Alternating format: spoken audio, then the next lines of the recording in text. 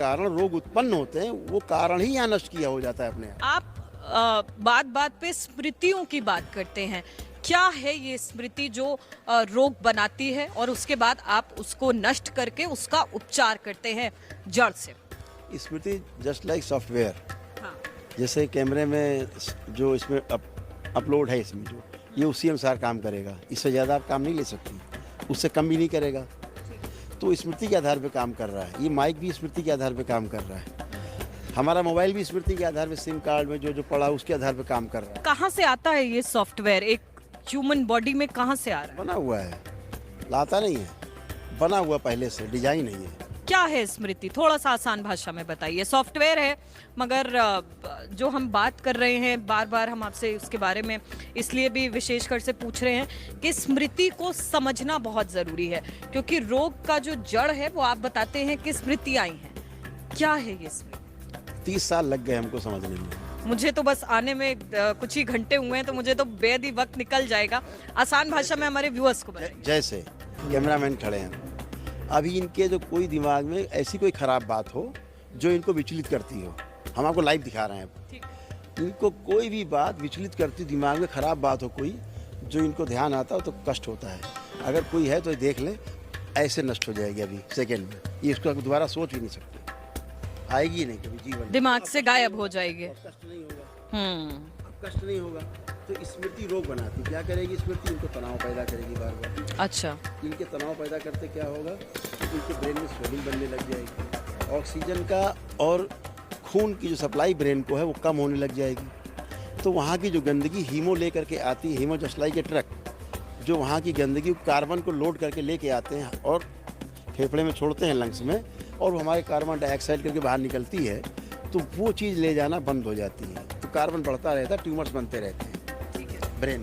तो ये cleansing therapy है, या इसको कहें ये एक तरह का बॉडी का जो ऑरा है वो क्लीन करती है, या ब्रेन क्लियर करता है? क्या थेरेपी नहीं है ये, थेरेपी थेरेपी नहीं है, मगर एक तरह से काम वैसे ही करती है कि आपके बॉडी के अगल बगल की जितनी नेगेटिव ऊर्जा है उसको कैसे काम करती है हम बताते हैं। अभी उंगली है, ऐसे मुड़ जाती है, कोई कष्ट नहीं है। अभी इसको हम कस के खींच दें आपकी उंगली, आपको कष्ट हो जाएगा। क्यों हुआ? अब ये क्यों हुआ कि ये जो निश्चित और अच्छी दूरी है दो हड्डियों के बीच में, ये बढ़ गई, ये बढ़ने के कारण कष्ट हुआ। या कोई गिर गया, धंस गई हड्डी, आपस में धंस गई, तो निश्चित और अच्छी दूरी जो है वो कम हो गई, तो कष्ट हो गए। जैसे पृथ्वी और सूरज की दूरी है, एक निश्चित और अच्छी दूरी है, वो कायम है। अगर इस दूरी को कम या ज़्यादा कर दिया जाए तो विप्लव आ जाएगा, प्रलय आ जाएगी, नष्ट हो जाएगी पूरी सृष्टि। ऐसे शरीर की व्यवस्था है। शरीर में हमारे मान लीजिए एटम है, एटम के जो मॉलिक्यूल्स हैं जो, वो उनमें एक निश्चित और अच्छी दूरी कायम है। आपने साइंस पढ़ी है क्या? आप साइंस के स्टूडेंट के छात्र रहे, तभी आपको इतनी रुचि है, और जब आप बात करते हैं तो आप लॉजिक देने की कोशिश करते हैं। भक्ति में देखिए लोग लॉजिक भूल जाते हैं, मगर आपके आस्था श्रद्धा में लॉजिक भी नजर आता है। ये बड़ी बात है, क्योंकि जब आप किसी भी आश्रम में जाते हैं, लोग वहाँ पे धार्मिक रूप से जब बात करते हैं कभी लॉजिक पे बात नहीं करते। जहाँ पे आस्था होती है वहाँ पे कहते हैं कि साइंस फेल हो जाता है, लॉजिक नहीं है, बस है। ऐसा नहीं है, उसकी वजह हर चीज़ की वजह एक साइंस है, हमारी सोच है। अभी देखो बच्ची आई थी, वो सामने वाला जो बोलता था उसके शब्द भी कटे कटे सुनती थी, वो उसको लगता था सामने वाला तोतला है, जबकि वो खुद तोतली थी। उसको लगता था सामने वाला, अब हमने हटाया तो अब नहीं लग रहा सामने वाला तोतला। स्मृति है, वो स्मृति बन गई है उसको, वो गंदगी कारण आई है। तो अभी जो हमारे बीच में एक अच्छी और निश्चित दूरी है, अगर ये कम ज़्यादा होती है, वही रोग है, वही समस्या है।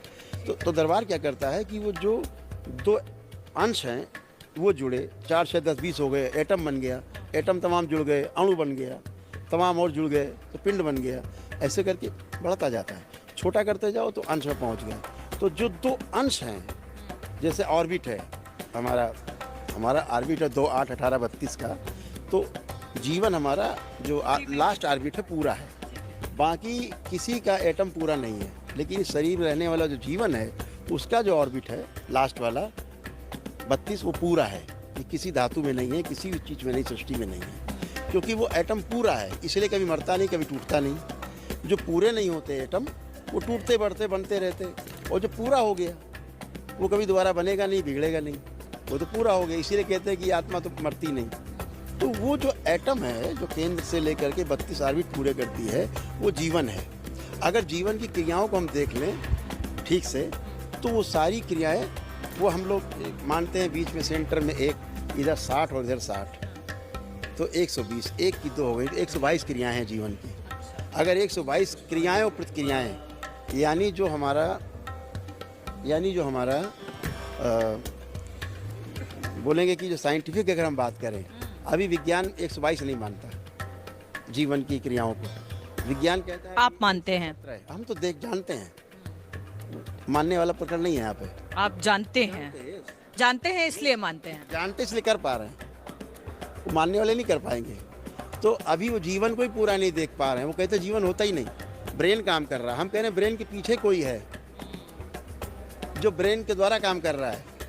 हम ये कह रहे हैं, आधुनिक विज्ञान से हम ये कह रहे हैं कि ब्रेन ही नहीं है सब कुछ, ब्रेन भी मांस का ही लोथड़ा है। ब्रेन के द्वारा पीछे जो कोई है वो काम कर पा रहा है, जीवन शरीर का। ठीक है। मॉडर्न साइंस और स्पिरिचुअलिटी को, दोनों को कैसे आप साथ में बैलेंस करते हैं और लोगों को बताते हैं? या तो लोग स्पिरिचुअलिटी की राह पर चलते हैं या फिर लोग साइंस को मानते हैं। दोनों चीज को एक साथ लेकर के आप ये कैसे लोगों को जोड़ने का प्रयास करते हैं? ऐसा नहीं है, अलग अलग नहीं है, मान रखा है इन्होंने अलग अलग। ये पूरा एक ही है। हम अलग अलग मानते हैं, उससे बात बनती नहीं है।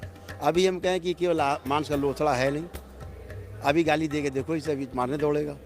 तो ये मांस का लोथड़ा केवल नहीं है, ये इसके पीछे भी कोई है जो सुन रहा है, देख रहा है, ऑब्जर्व कर रहा है, क्रियाएं कर रहा है।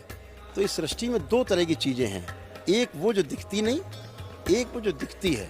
लेकिन जो दिख नहीं रही है, इसका अर्थ ये नहीं है कि वो क्रियाशील नहीं है। क्रिया शून्य है वो, लेकिन क्रियाशील नहीं है ऐसा नहीं, उसकी वजह से सारी सृष्टि है। ठीक है, ठीक है। अगर हमारी बात सुन पा रही हैं, तो बीच में स्पेस है, ये आपको बात को सुना रहा है, पहुंचा रहा है आपको। अगर ये ना हो तो आप सुन भी नहीं सकते। तो ये बीच में जो है, जैसे धरती और सूरज के बीच की दूरी, वो मेंटेन है, वो निश्चित और अच्छी दूरी जो मेंटेन है, इससे यहाँ सृष्टि है। वो हट जाए तो ये खत्म हो जाए।